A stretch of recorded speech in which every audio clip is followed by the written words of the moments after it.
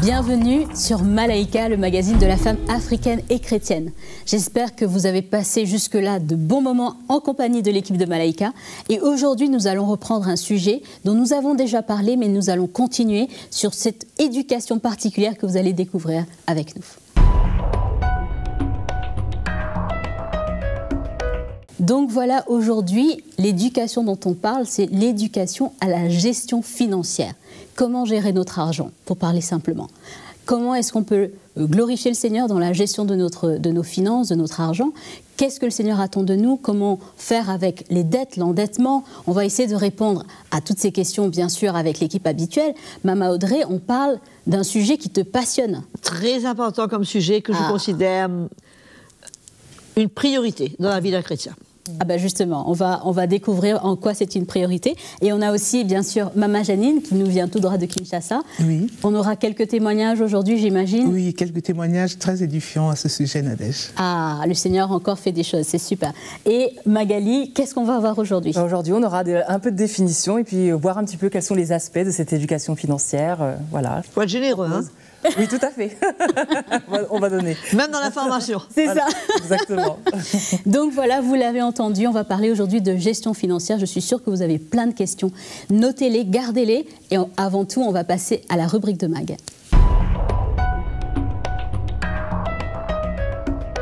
Donc voilà Magali, on parlait de définissons.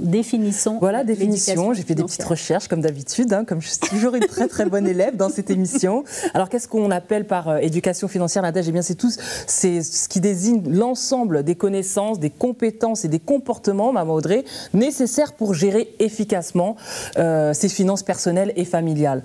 Hein, ça inclut donc la gestion du budget, l'épargne, tout ce qui est investissement, la planification financière à long terme, mais aussi toute la compréhension aussi des produits financiers et des concepts économiques de base. Donc là, c'est vraiment la définition générale. Et l'objectif, en fait, de cette éducation, eh bien, c'est d'autonomiser les individus à prendre des décisions éclairées et responsables en matière d'argent. Et c'est vrai que c'est quelque chose dans les églises qui n'est pas forcément très connu. Hein. On ne parle pas souvent de ces questions-là. Par contre, pour nous demander de donner ça... Alors là, ils savent se prendre. Voilà, exactement. Mais par contre, pour nous apprendre à gérer les imprévus, tout ce qui est dépenses personnelles, eh bien, ça peut aider vraiment d'avoir des petites astuces pour vraiment vivre comme le Seigneur souhaite que l'on vive avec ses finances. Alors, je vais vous parler un petit peu de quelques aspects de cette éducation financière. Qu'est-ce que ça comprend? C'est la gestion donc des finances personnelles, par exemple, apprendre à gérer son budget, à épargner, à investir, qui permettra aux femmes de devenir financièrement indépendantes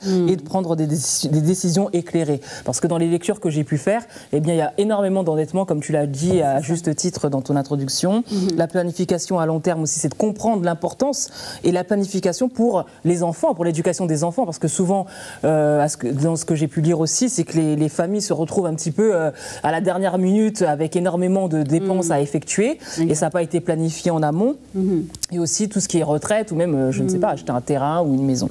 Alors en Afrique aussi, il faut savoir, en tout cas dans le milieu chrétien, que cette absence d'éducation financière fait que aussi les pasteurs, des fois, qui sont un petit peu ceux qui sont mal intentionnés, demandent des contributions financières qui sont élevées aux fidèles. Je pense que Mama Janine pourra nous le dire. Et souvent sous prétexte de bénédiction et de délivrance. Oui, si tu donnes ça, t'inquiète pas, le mois prochain, tu auras encore plus. Et évidemment, ça crée aussi une forme d'endettement. Et ça peut être, les fidèles sont emmenés, Mama Audrey, à donner sans discernement. Hein, je pense que c'est bon aussi quand on va évoluer dans cette émission de parler de ce discernement, parce que c'est souvent au détriment de leur propre bien-être financier. Et ces pratiques, eh bien, ça souligne justement la nécessité d'éduquer les gens afin qu'ils puissent avoir un budget adéquat et voilà, finir le mois comme j'essaie de le faire. Comme on aspire à le faire. Dire, voilà, comme j'aspire On aura, je suis sûre, quelques astuces de Mama Audrey, certainement. Tout à fait, j'en suis sûre. Qui rebondira sur les points que tu as mentionnés. Merci beaucoup, Magali. Et justement, Mama Janine, est-ce qu'à Kinshasa, il y a vraiment cette notion à la gestion financière? Alors, ça dépend des familles, Nadège. Il faut savoir qu'à Kinshasa, ça ne s'apprend pas à l'école, nécessairement, à moins de faire des études spécialisées dans ce domaine. Mais l'observation des pratiques locales nous enseigne que pour plus de la moitié des jeunes que j'ai pu rencontrer à ce sujet, des femmes, des jeunes filles ont m'ont dit que leur maman n'avait aucune éducation à la gestion des finances.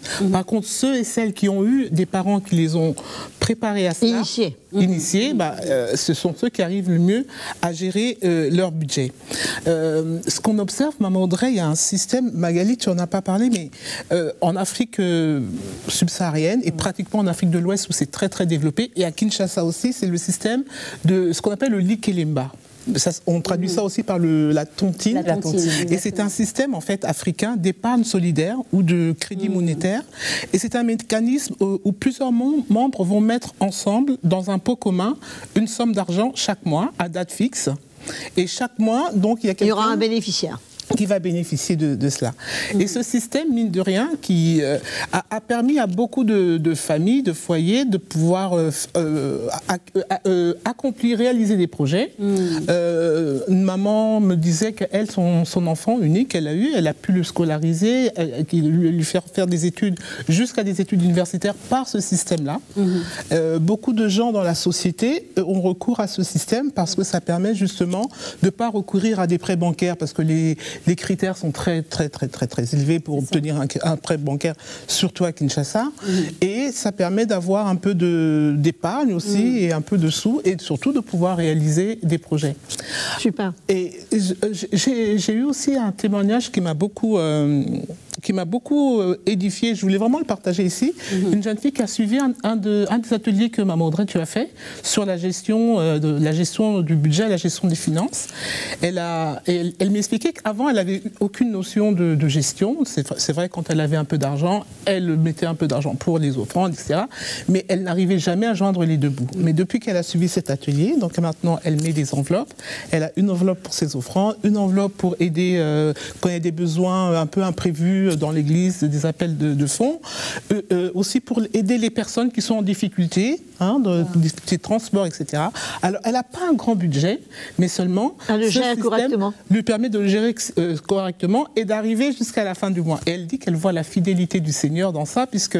quand on fait notre part, le Seigneur fait sa part. Et même dans son enveloppe, la part qui reste à elle, elle a encore un peu de sous à la fin du mois. Et c'est vraiment extraordinaire, puisque avec le même montant, elle voit qu'elle arrive à gérer. À faire beaucoup plus. À faire beaucoup plus. Et la petite phrase, enfin, elle m'a dit qu'elle arrive à se contenter aussi de ce qu'elle a. Et parfois, elle a des envies, bien sûr. Elle voit une belle robe qu'elle a envie d'acheter. Elle dit, mais j'aimerais m'acheter parfois une belle robe que j'ai repérée, mais je préfère garder mon budget pour des dépenses essentielles. Et j'apprends à me contenter de ce que j'ai et à tenir mon budget.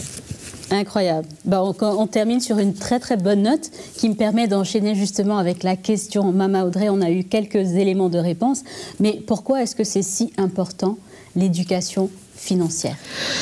Je crois que les finances jouent une grande partie dans notre vie, une partie très importante de notre vie, et en tant que chrétiens, nous sommes appelés à les gérer avec la crainte du Seigneur, avec intégrité, avec le cœur du Seigneur, et réaliser que tout ce que nous avons vient du Seigneur et que nous devons nous en servir d'une manière pour glorifier le Seigneur et qui plaît au Seigneur. Bien sûr.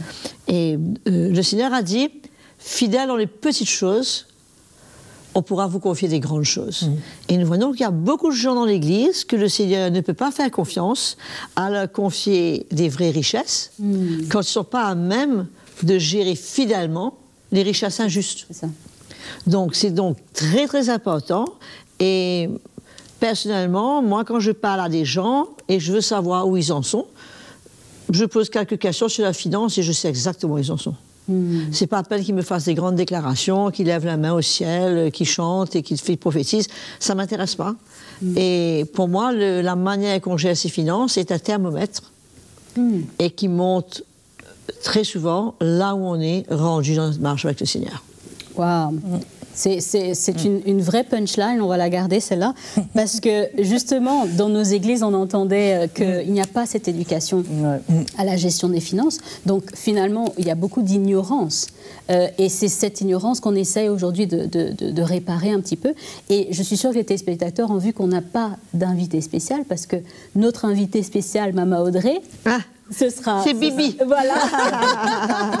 Et justement, on a vraiment voulu faire ce sujet ensemble avec toi. Est-ce que tu peux nous donner un peu ton parcours, comment tu es arrivé à cette connaissance, cette éducation Je dois dire que j'ai grandi dans une famille avec des exemples, des parents exemplaires. Je me souviens de mon père qui était un administrateur de propriété, mais un beau jour, je voyais mon père qui marchait, qui arpentait la salle à manger. Je dis, papa, qu'est-ce qui se passe? Il me dit, je suis en train de réfléchir à comment avoir de l'argent. Je dis, mais quel est le problème? Il me dit, non, tu vois, mes 2 beaux-frères, ils sont dans le besoin. Et je veux savoir comment est-ce que je peux faire de l'argent pour les aider. Wow. Tu vois, ça c'était le cœur de mon père. Et c'était quelqu'un qui se souciait constamment des gens autour de lui. Il ne voulait pas lui réussir et voir les gens autour de lui ne pas réussir. Je me souviens un jour, il revient et dit à mon frère, tu sais, tu m'as fait économiser 5 000 roupies, disons, aujourd'hui. Merci beaucoup. Et mon frère le regarde et dit, comment j'ai pu te faire économiser? Et c'était une grosse somme. Il dit, tu sais, ton ami Gérard est venu me voir, il voulait emprunter 10 000, j'ai préféré lui donner 5 000. Et j'ai donc économisé 5 000 roupies. Donc, chez nous, c'était... Je crois que la gestion de l'argent, il y avait de la place, que c'était pas comme si tout était centré chez nous. Donc moi, j'ai grandi comme ça. Et quand je suis venue, nous sommes venus au Seigneur, Mickey et moi, à cette époque, je dis bien à cette époque, on avait l'enseignement de la dîme. Oui. Et donc pour nous, c'était... La minute que nous, on a su que c'était comme ça, pour nous, même si on n'avait pas de manger sur la table, c'était pas notre problème. Ce qui était au Seigneur, c'était en premier et on ne retournait pas dessus. Avec, dans les besoins, pas dans les besoins, ce qu'on avait à manger ou pas. Décidé dans notre cœur, c'était ça. Et donc, on a grandi comme ça. Et finalement, on a passé par des moments très difficiles, puisque on avait bougé en Afrique du Sud, et on avait 2 filles, et sans oublier les chrétiens qui venaient chez nous. Et on n'avait pas de quoi remplir notre budget, rencontrer toutes nos dépenses. Et quand on avait donné au Seigneur ce qu'il fallait donner au Seigneur et ce qui nous restait, c'était une petite somme modique qui nous restait pour manger. Et ça nous arrivait. Moi, ça m'est arrivé, chez moi, il y avait une cave. Et on récupérait les bouteilles vides. Qu'on les rende au supermarché pour acheter un peu de beurre pour mes enfants. Ah, c'était le système de consigne. Oui, on rendait, ils nous donnaient de l'argent et on achetait du beurre ou du lait, des trucs pareils. Puis on vivait, c'était très très juste. Il nous est même arrivé un jour d'avoir une panne d'essence et on n'avait pas un rond pour mettre de l'essence dans notre voiture. Là, il a laissé la voiture là où elle était, repartir chez nous, trouver un moyen. Oui, c'était comme ça. Et c'est amusant puisque, en réalité, on avait une famille qui étaient les parents le frère de ma belle-mère, qui étaient très aisés, qui avaient des grosses propriétés et tout, mais quelque part, ils ne partageaient pas. Et le Seigneur était derrière tout ça. Puis on peut dire au Seigneur, on t'aime, ceci, cela, mais est-ce que quand on passe par des moments difficiles, on reste fidèle? On peut être fidèle quand on a beaucoup, mais est-ce que dans les moments difficiles, on reste fidèle? Et nous sommes restés fidèles au Seigneur dans ce sens, et c'était pas étonnant qu'après quelques années de notre conversion, le Seigneur nous a appelés dans le ministère et nous a confié des choses sérieuses du royaume. Et on a vu beaucoup de gens à côté de nous qui ont grandi, étaient bien avant nous dans l'Église, qui n'ont jamais fait un parcours quelque part où le Seigneur a vraiment pu leur faire confiance. Donc, quand on est arrivé à Maurice, c'était pire, c'était le chômage à Maurice, c'était pire. Je me souviens, quand on avait fait notre budget, Mickey et moi, il nous restait 125 roupies par semaine pour nourrir mes 2 filles et mes 2 chiens. Et eux, ils jeûnent pas, il faut leur donner à manger. Mais par contre, quand j'étais en Afrique du Sud, je me souviens, à une réunion, bien souvent, quand on faisait le pasteur parlait des offrandes, les gens se fermaient automatiquement. Et un jour, le Seigneur m'a fait comprendre que dans l'Église, il y avait 3 types de gens. Il y avait des gens qui n'aimaient pas donner et qui résistaient. Il y avait des gens qui étaient OK de donner, mais ils ne donnaient pas.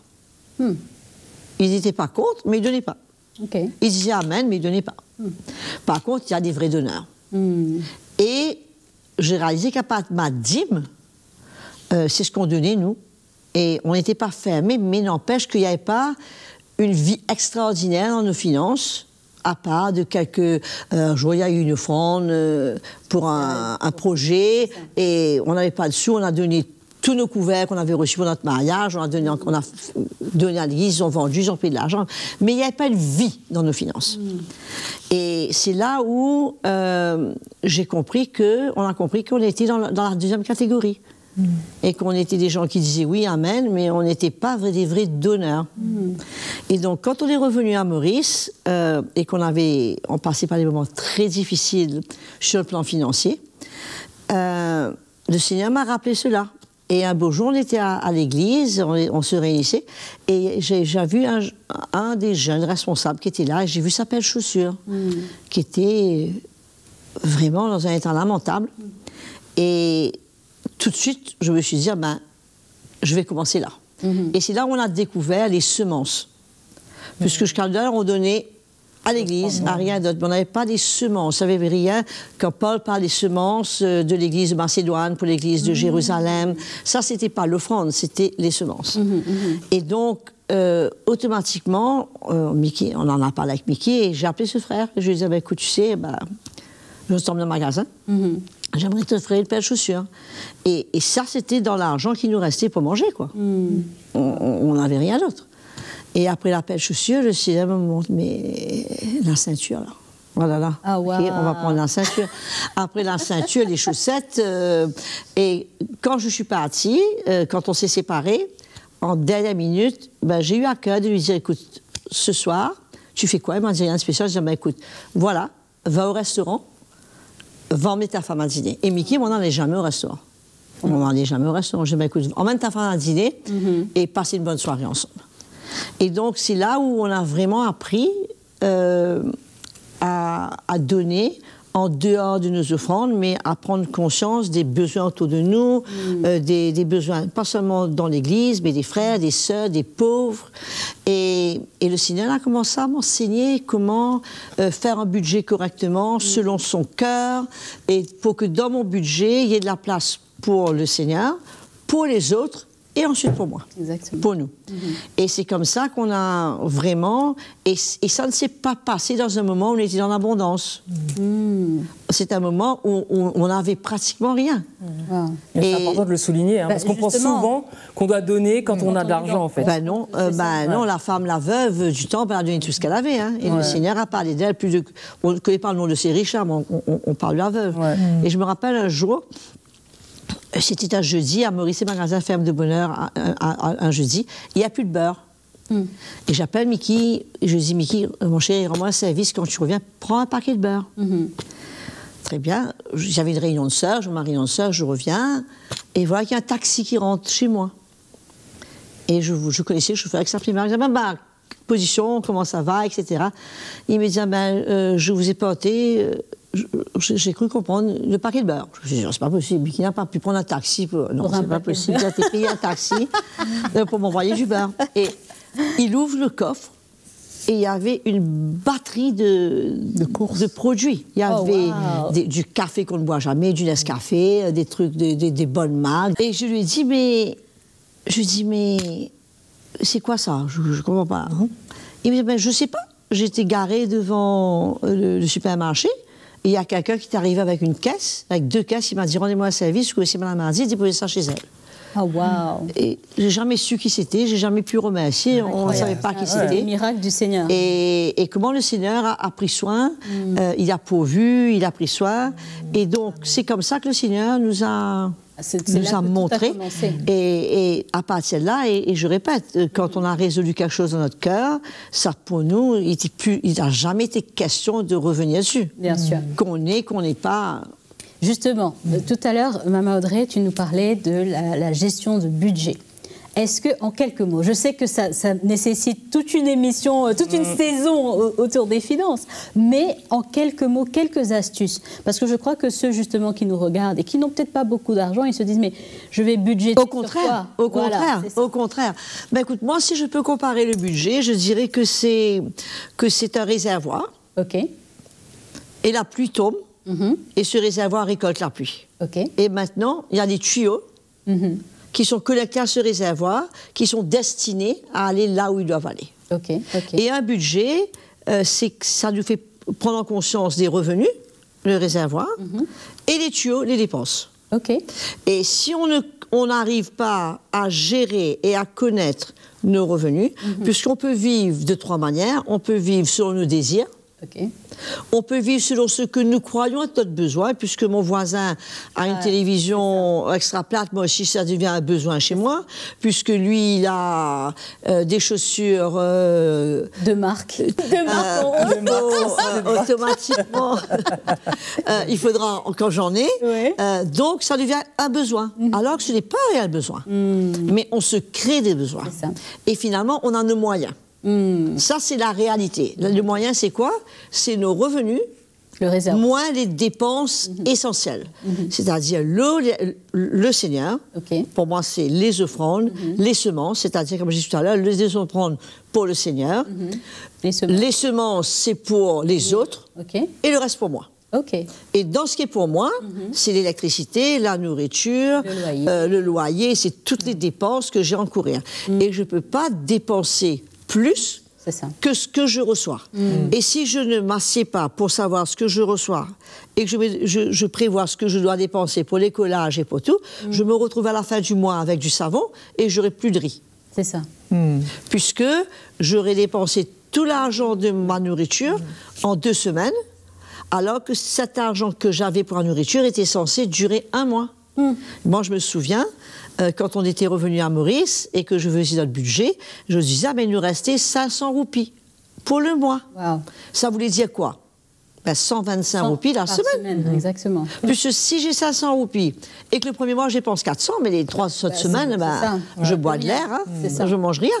Donc, si je ne mets pas de côté, si j'ai un budget d'essence de 5 000 francs CFA et que je ne mets pas de côté 1 250 francs CFA par semaine et que je me mets à dépenser 2 000, la fin du mois, je vais marcher.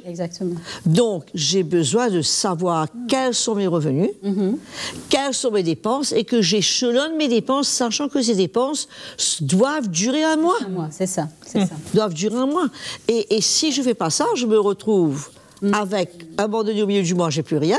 Donc je vais fouiller un trou, je vais faire une dette pour boucher ce trou et je passe ma vie avec ma pioche, je passe ma vie à boucher des trous, à fouiller des trous pour boucher d'autres trous. Et c'est une pression.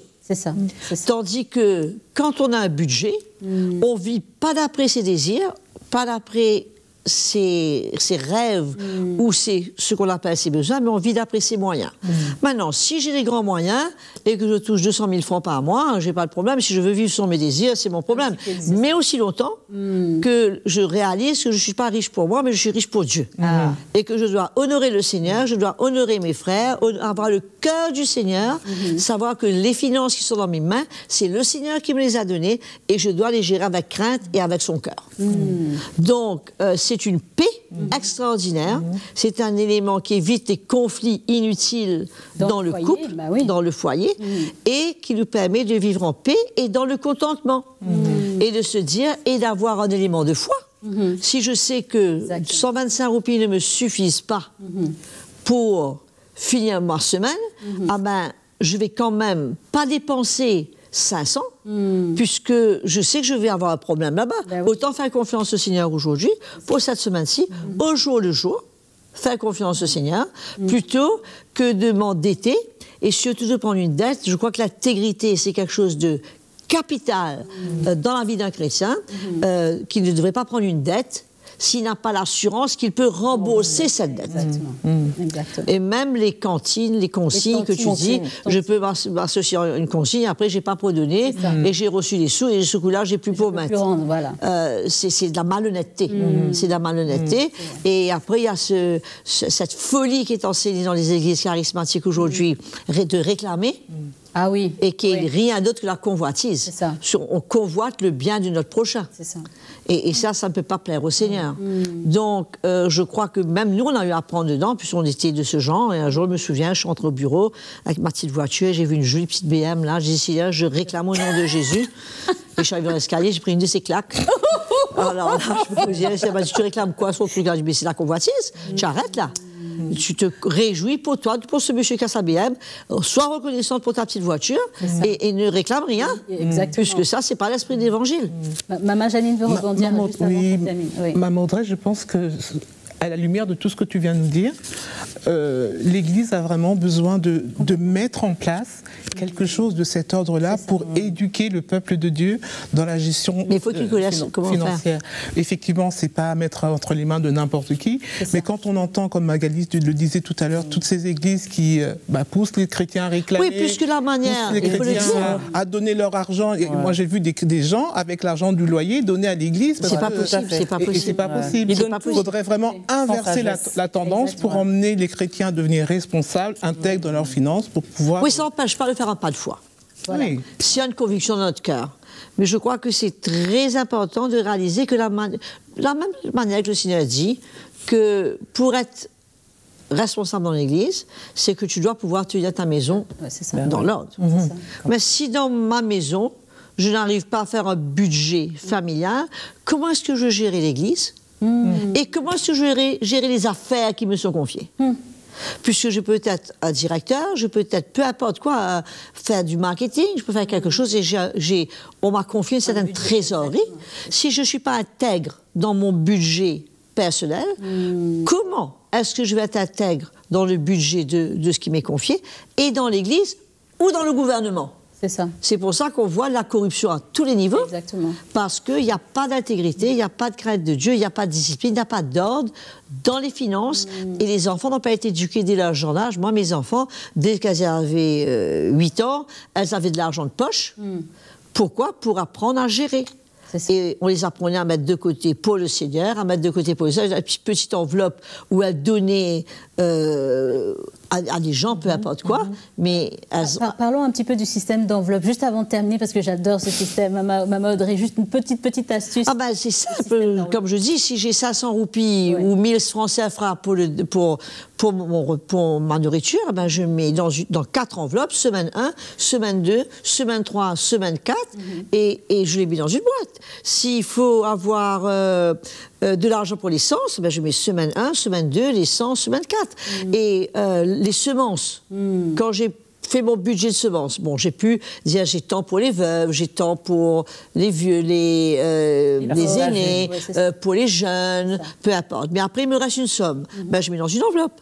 Je suis dans la rue et je vois quelqu'un qui a un mendiant et je me dis, ben, je vais l'emmener manger au restaurant. J'ai de quoi. Ben, je dis, ah ben non, manger quelque chose. C'est dans une enveloppe, c'est là. Je n'ai pas, ah ben j'ai pas d'espèces. Ah ben non, je peux rien faire. Ben non. Non, je suis préparée pour ces situations-là, puisque mes finances sont en ordre. Si je sais que je n'ai pas encore reçu le compte d'électricité, que ça va coûter à peu près tant, je mets dans une enveloppe pour l'électricité. La même chose pour l'eau. Et si j'ai autre chose, si j'ai une voiture et que je dois payer l'assurance. Oui. On disait que l'assurance va me coûter 3 000 francs CFA dans un an. Mais si je ne mets pas de côté 250 francs CFA tous les mois, où je vais trouver 3 000 francs pour payer quand l'assurance va tomber? Je ne vais pas les trouver.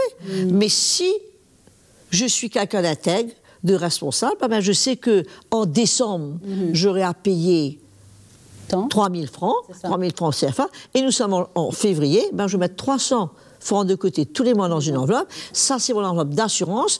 Et c'est pareil pour mon écolage de mes enfants. Si je sais qu'à la rentrée, en septembre, il y a tant à payer, mais quand j'ai mon bonus en fin d'année, j'ai un 13e mois en fin d'année, ou j'ai peu importe là, tout de suite, je honore le Seigneur, je honore à qui je dois, je rends à Dieu ce qui est à Dieu, à César ce qui est à César, et je mets de côté en provision pour ce que j'aurai besoin pour l'écolage de mes enfants. De cette façon, il n'y a pas de pression financière. Peut-être que je vis avec moins d'aisance, mais en même temps, je n'ai pas de dette. Il y a la paix. Et il y a la paix. Voilà. Et on est tranquille dans la maison. C'est ça. Maman Audrey, il nous faudra faire des sessions entières, je pense, sur cette éducation à la gestion financière. C'est passionnant. Et ça a l'air tellement simple comme ça quand on t'explique. Et je suis sûre que beaucoup ont dû avoir des ampoules qui s'allument dans leur tête pour dire mais c'est simple finalement. C'est tellement simple. Et du coup, Maman Audrey, un petit mot, juste pour conclure. Je sais que le temps vraiment est terminé, mais un petit mot pour nos téléspectateurs. Écoute, je pense que si on veut faire si on veut plaire au Seigneur, si on est un chrétien, si on veut plaire au Seigneur, et si on est un non-chrétien et qu'on veut vivre dans la paix, dans la tranquillité, ça s'applique à tout le monde. Et je pense qu'il ne faut pas mépriser les finances, puisque les finances, c'est un département très, très important de notre marche avec le Seigneur. Ça montre où notre cœur est. Ça montre dans quelle mesure on veut plaire au Seigneur. Ça montre combien nous sommes sérieux envers le Seigneur. Je ne parle pas de loi. Je parle d'un désir, je parle d'intégrité. Je parle de pouvoir rendre compte au Seigneur pour dire, Seigneur, tu m'as donné ça. Voilà ce que j'ai fait avec. Et je t'ai honoré, j'ai honoré mes frères et sœurs, et j'ai pu vivre, et j'ai pas eu aucun faux témoignage, je dois à celui-là, je dois ici, je dois là-bas, je suis en retard. C'est une telle pression. Le Seigneur nous appelle à vivre en paix. Amen. Amen. Ça même. Merci beaucoup, Maman Audrey. Et on a hâte pour la suite. Vraiment, vraiment, vraiment. Merci beaucoup, Maman Janine. Merci, Magali. Merci à vous, chers téléspectateurs. Et je suis sûre que vous avez hâte d'entendre un autre sujet de Malaika. Alors, restez connectés. Nous sommes sur YouTube, nous sommes sur Facebook et nous sommes aussi sur Instagram. Alors, n'hésitez pas à nous suivre sur toutes ces plateformes et surtout à liker et à partager autour de vous. Nous vous disons à très bientôt pour un autre programme.